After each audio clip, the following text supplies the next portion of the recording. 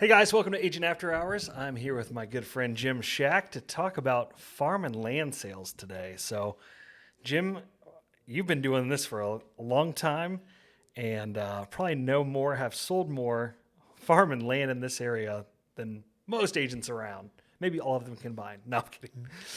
Well, I've always lived in the country, so I live on a farm. It was just kind of natural for me to sell farms and land. But let's kind of start at the bottom. If you're just selling, let's just say a piece of land, vacant land, and it could be 2 acres, it could be 10 acres. But let's say you got a buyer that's looking for a piece of land and they want to build a house on it. Well, the one good thing when you sell land like that and not a house, you don't have to deal with the home inspection and the repair addendum and all that kind of stuff. But an extra thing to think about when I write an offer for a buyer on a piece of land, and like I said, it doesn't matter if it's 2 acres or 10 acres, I put in the purchase contract that the purchase contract is contingent upon them being able to use it for their intended use. Now, what I mean by that is, some land might have a restriction where they can't build a detached garage or maybe an outbuilding or a pole-built barn on that, and maybe that's important to them. So we want to have time for them to be able to check that out and make sure they can do what they want to do with that piece of land. So that being said, instead of having the normal, 5 to 7 days to do a home inspection, you might need a little more time. You might need, 2 to 3 weeks for them to check out and make sure that they can build the building they want to build on it, build the house they want to build on it. If it does not have access to city sewers or public sewers, then we need time also to do a percolation test to see where they can put their septic system and how they can arrange that on the property too. So there's other things to think about when you're selling vacant land than when you're selling a house.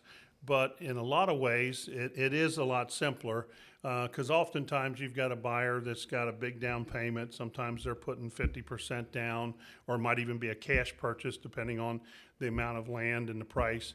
But that's one thing that makes it a little simpler about selling land. If you got a cash buyer, a lot of times they can close in 2 or 3 weeks. So there's a lot of good things to selling land. So let's walk that back just a little bit. So for those that have never sold a piece of land, how much does it, so they can, I guess, better inform their clients, what does a perk test typically cost? Most of the perk tests here in Northern Kentucky are about $200 to $250. It's going to be similar to that in Ohio. I've seen them as low as $175 and as high as $375. But usually, if you figure around $250 for a percolation test, that'll usually get you covered. Cool. And then when you talk about financing, I know a lot of people that are looking at land, it is more of a cash-based transaction, maybe more so than single-family residence. But for those that, let's say that an agent has a buyer that wants a piece of land, what's the pre-approval process look like for them, or what does that closing process look like for a typical buyer? Well, it's important for them to be pre-approved because you need to find a lender that's open to doing the loan on vacant land. And because eventually they may want to tie that into a construction loan with the same lender.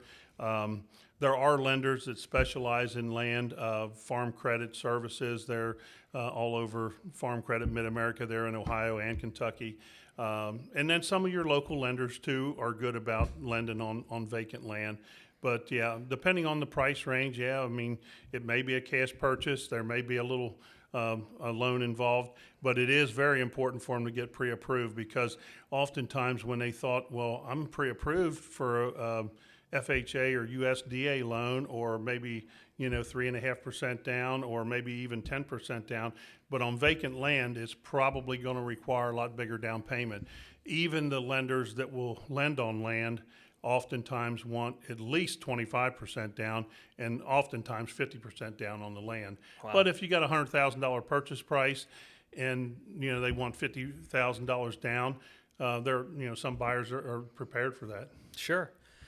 So let's, that's great info. And I'm struggling for my next question, so give me just a second. Well, one of the things that I wanted, when I said, let's kind of start with the basic, just buying vacant land, the next step up from that would be maybe they're buying a piece of land that has an old farmhouse on it.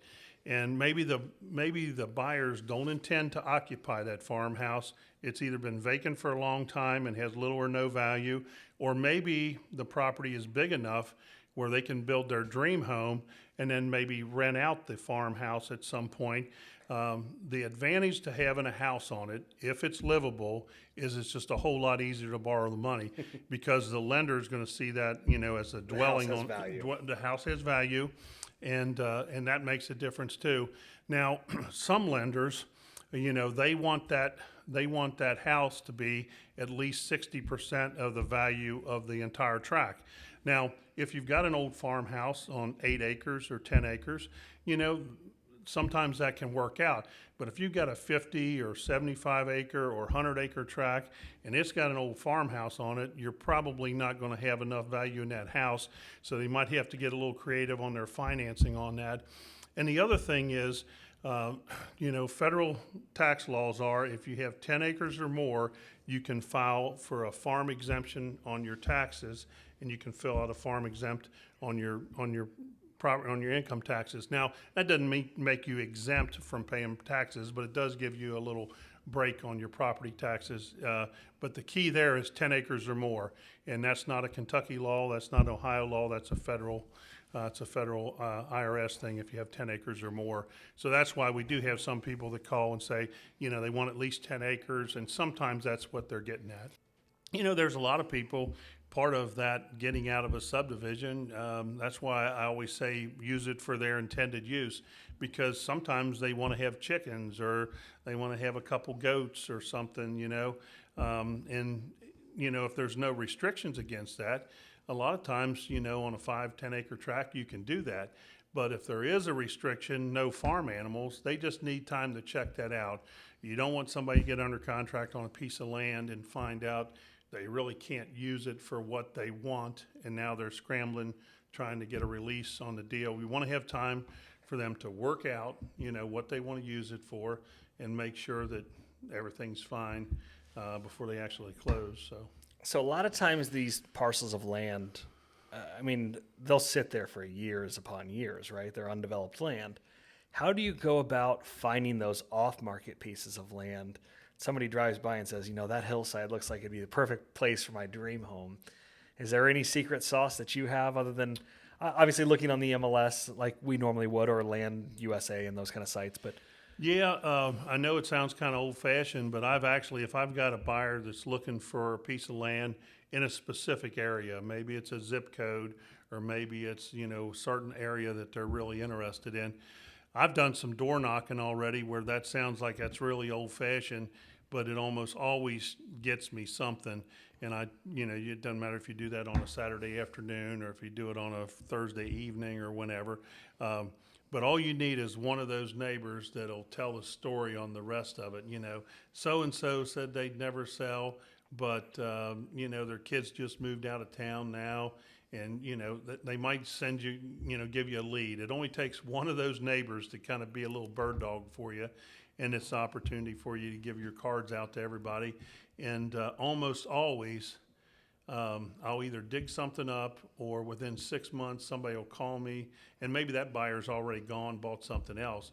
But when they call you and say, hey, I know you talked to me 6 months ago, and I know we told you we'd probably never sell any of our land, but now we're thinking about having 5 acres surveyed off and selling it because we got some debt we want to pay off or whatever, and it'll turn out to be a good listing for you. So it's awesome advice. Yeah, you never know, and it's just a conversation. So if you can have that conversation, get the conversation started and plant that seed, if you will. Well, and we kind of talked about buyers and what buyers look for in land. Now, from the other side, from a seller, if I get a call and somebody says, hey, you sold me a house a couple years ago or 10 years ago or whatever it was, and now we're thinking about selling mom and dad's farm, and maybe it's in Claremont County, or it's in Adams County, or it's in Grant County, or wherever it is in northern Kentucky or Ohio. And you go out to look at that farm, putting a value on that farm is so much different than putting a value on a house. Because with a house, there might have been another house. You've got comps within a half mile. You've got comps within a house. But on a farm, when you're looking at a farm, I just try to break it down real simple. You've got the total amount of acreage, you got any improvements that are on it that would be a house, a barn, any kind of outbuildings, but also an improvement could be a lake or a pond. It could be fence. If there's nice fence on the property, that can be considered an improvement, and start adding some stuff up. But when I really look at land, one of the most important things is the amount of road frontage. Because if you have a lot of road frontage, you have a lot of options. Yeah. Because when you have a lot of road frontage, it either now or in the future could be broken into some smaller tracks. So the amount of road frontage is really important. Does it have public water along that road frontage? That's important too. How the land lies, and in Kentucky, if it's a hillside that's largely unusable or going to be real expensive to build on because it's such a steep hillside, that affects the value. A lot of times in Claremont County and a lot of places in Ohio where we've got some nice level land that's tillable, the tillable ground is worth a lot more than the non-tillable ground. So there's a lot of different things to look at on a property like that. So. All right, so I've got a real life example for you on how you would best market it. Because I had a seller call us the other day and say, hey, we've got 2 parcels, 60 acres total. There's an old farmhouse that's very dilapidated on it. So not very much value on that farmhouse. But it's a unique property because it's currently, I don't know if it's crop share or if it's tenant farmed, but it is in between 2 pretty well-traveled roads. So that 60 acres is in between. 2 doors down is a new giant industrial warehouse that they just put in. And across the street, so if you're looking at it's like a V-shaped wedge, that's where that parcel sits. You got the industrial property 2 doors down, and you've got on the other side of this highway, you've got a new medical center that just went in. So highest and best use for that place with industrial moving in and a medical center across the street is probably not going to be farmland. Yeah. So how do you market that when you list something like that? Well, it's important to have that conversation with the seller. If the seller has the time and the knowledge and is willing to apply for a zoning change, to maybe have the property resurveyed or maybe have it surveyed into some smaller parcels. It takes time to do all that. It takes money. And, if they're willing to do that, we need to have that conversation with them up front.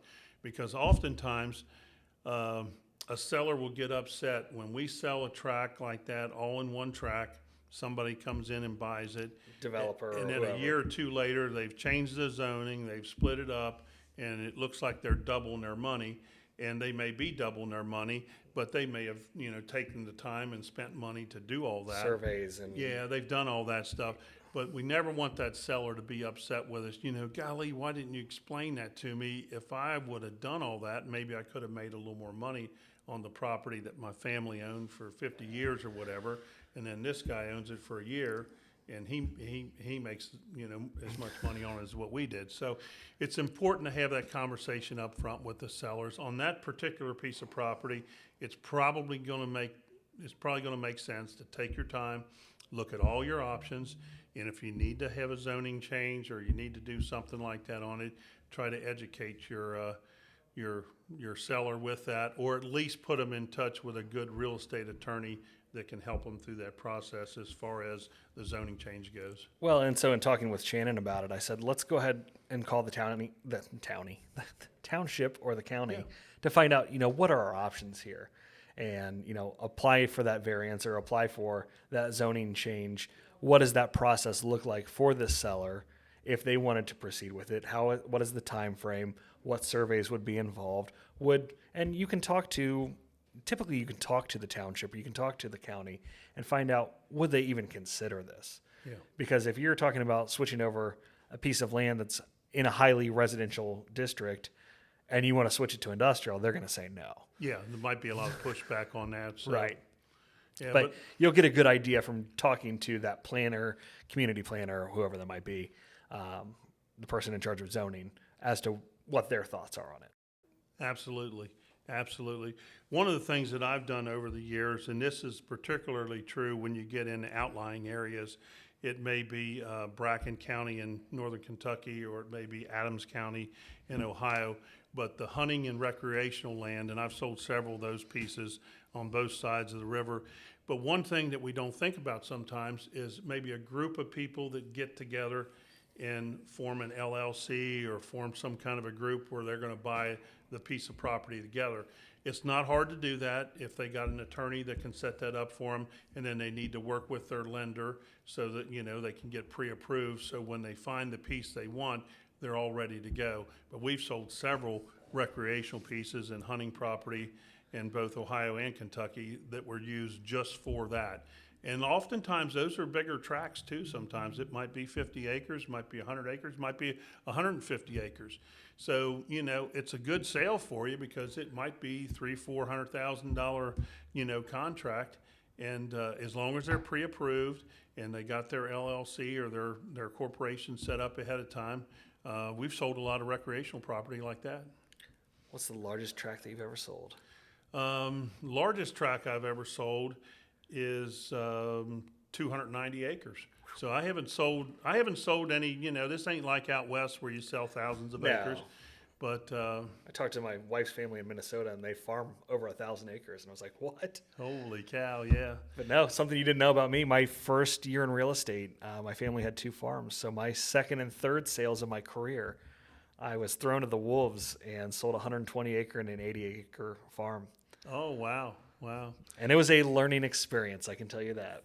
But one of the most interesting farm sales that I had, and this happened, it was before the coronavirus, so that's how we relate to everything now, but probably a couple years before that. So it was about 4 years ago. I had a really nice farm listed in northern Kentucky, down in Robertson County. My listing, another agent had the buyer, and it was an Amish family that were buying this farm for $480,000. It was a cash purchase. We did our title work and everything. The story was the buyers had sold some land in Illinois, and there's quite a few Amish that moved into Robertson County about that time. So it was typical that they were moving in. So we had the closing set up at a little attorney's office in the little town of Mount Olivet, and we go into the closing, and the agent walks in with the buyer, and they had a full-size briefcase, and they lay it up on the conference room table, and they opened it up, and there was $480,000 in cash in that briefcase. And the attorney was real cool about it. There's a little bank there in Mount Olivet. He says, "Well, I'm not really set up to handle that much cash, but I'm gonna call, and we're gonna go right up here to the bank, and they'll count it and everything. We'll take care of it. And then I have to do it with a cashier's check, you know, at the bank." So, but he was really cool about it. But they opened that briefcase up, and that money was there, just like $480,000. It's like watching a movie, right? It was like, was this really happening? So I thought that was really a cool story. So That is. Well, Jim, thank you so much for joining us. We'll see you next time, and thank you guys for watching.